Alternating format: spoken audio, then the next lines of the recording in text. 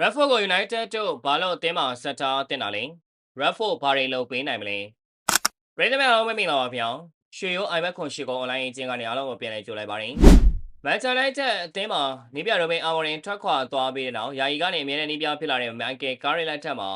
တိုက်စစ်ကစားသမား Marcus Rashford အတွက်အခွင့်အရေးတစ်တွေပြန်လည်ရရှိလာတာကိုတွေ့ရပါတယ် Rashford အာမော်ရင်နဲ့ဆက်ဆံရေးအဆင်မပြေခဲ့တာကြောင့်ပြီးခဲ့တဲ့18လတာကာလအတွင်းInter Milan နဲ့ Barca အသင်းတွေစီအငှားချထားခံခဲ့ရပြီး United အသင်းအတွက်2024ခုနှစ်ဒီဇင်ဘာကတည်းကကစားပေးခဲ့ရခြင်းမရှိပါဘူး။ဘာစတာအသင်းဘက်ကပေါင်26တန်းနဲ့ပေးသက်ဝယ်ယူခွင့်ကိုဗန်နာရေးအခြေအနေတွေကြောင့်အသက်မသွင်းခဲ့တာကြောင့် Redford ဟာ United အသင်းစီမလွဲမရှောင်သာပြန်လည်ရောက်ရှိလာခဲ့တာပါတယ်။ကနဦးမှာအသင်းတာဝန်ရှိသူတွေကသူ့ကိုရောင်းထုတ်ချင်ခဲ့ပေမဲ့နီးပြကာရီကတော့ Redford ပေါ်ယုံကြည်မှုအပြည့်ရှိနေတာကိုတွေ့ရပါတယ်။ကာရီနဲ့ Redford တို့ဟာရခင်ကစားမဘွားမှာတွဲဘက်ကစားခဲ့မှုသူတွေဖြစ်တယ်လို့ Jose Mourinho လက်ထက်မှာလည်းကာရီက Redford ကိုနီးပြအဖွဲ့ဝင်တူးအနေနဲ့လမ်းညွှန်မှုတွေပေးခဲ့မှုတာကြောင့်သူတို့ကြားမှာကောင်းမွန်တဲ့ professional ဆက်ဆံရေးရှိနေပါတယ်။ဒါကြောင့်ပဲကာရီကမီဒီယာတွေကိုဖြေချရမှာ Redford သူတို့အသင်းကစားမတူဖြစ်ကြောင်းဒေးချင်ကွင်းမှာလုံကျိုးစားနေပြီးအသင်းအတွက်ကွဲပြားခြားနားတဲ့စွမ်းဆောင်ရည်တွေကိုပေးစွမ်းနိုင်ကြောင်းတီလင်းကာကွယ်ပြောဆိုသွားခဲ့ပါတယ်။ဒါပေမဲ့ဒီအချိန်တွေကိုတေချာသုံးသပ်ကြည့်မယ်ဆိုရင် Redford ကိုဆက်လက်ထိန်းသိမ်းထားခြင်းနောက်ကွယ်ကအဓိကအကြောင်းရင်းတစ်ခုကတော့ငွေကြေးဆိုင်ရာအကျပ်တဲတွေပဲဖြစ်ပါတယ်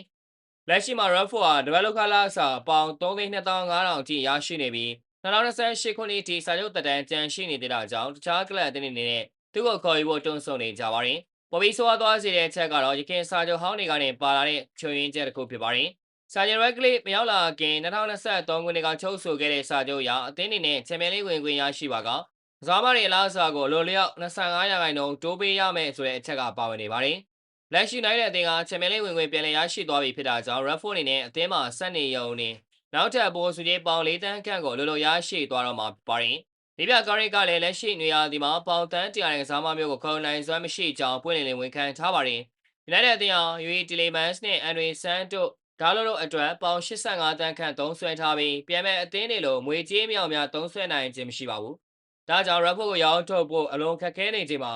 နီးပြကာရီအနေနဲ့လက်ရှိရှိနေတဲ့ကစားသမားကိုပဲစိတ်သက်ပိုင်းပြန်လဲမြင့်တင်ပေးပြီးအသင်းရဲ့အဓိကကစားမတူအဖြစ်ပြန်လဲပုံသွင်းအသုံးပြုခြင်းကသာအသင်းအတွက်အကောင်းဆုံးနဲ့တခုတည်းသောထွက်ပေါက်ဖြစ်လာနိုင်တာဖြစ်ပါတယ်။ဒါပေမဲ့ Redford ကအသင်းမှာဆရာတာဟာအစိုးမြင့်စရာကိစ္စတော့မဟုတ်ပါဘူး။ပထမတစ်ချက်ကသူဟာအရင်က Redford မဟုတ်တော့ပဲတော်တော်လေးရင်းချသွားပြီဖြစ်သလိုဘဝနာသွားပြီလို့လည်းဆိုလို့ရပါတယ်။ဘာစတာမှာသူဟာအဓိကကစားမတယောက်မဟုတ်တော့ပဲအပြည့်ကံအဖြစ်ကစားခဲ့ရပေမဲ့မာနာကိုရှေ့တန်းမတင်တော့ပဲနှိမ့်ချနေထိုင်တက်သွားတာပါ။ဘာစတာအသင်းမော်တွေနဲ့နီးပြတွေကလည်း Redford ဟာအလုံးတွဲလို့ကောင်းတဲ့ပရိုကစားမတူအဖြစ်ကြီးကျူးခဲ့ကြပါတယ်။ဘာစတာမှာရခဲ့တဲ့အောင်မြင်မှုတွေကလည်းတွဲကြည့်ရင်ထင်ကြီးစရာပါ။တင်းကိုဂိုးဖန်နေပေးမှုနှစ်ခုစလုံးဆယ်ကနန်းကျော်ခဲ့တယ်လို့လာလီဂါပါရခဲ့တာဖြစ်ပါတယ်။ဒါကြောင့် Redford United အတွက်ကစားမအသစ်တူလို့ပြန်လည်အသုံးချလို့ရမယ့်သူမျိုးဖြစ်ပါတယ်။ဟုတ်ကဲ့ပါဗျာဗီဒီယိုလေးကလောက်ပါပဲ။နောက်နေ့မှလည်းအားကစားနဲ့ပတ်သက်တဲ့သတင်းအကြောင်းအရာတွေကိုတင်ဆက်ပေးသွားမှာဖြစ်တာကြောင့်ကျွန်တော်တို့ရဲ့ page ကို like and follow လုပ်ပြီးဒီဗီဒီယိုလေးကိုလည်း share ပေးကြပါဦးလို့ပြောရင်းနဲ့ညီကုန်းချုပ်လိုက်ရပါတယ်ခင်ဗျာ။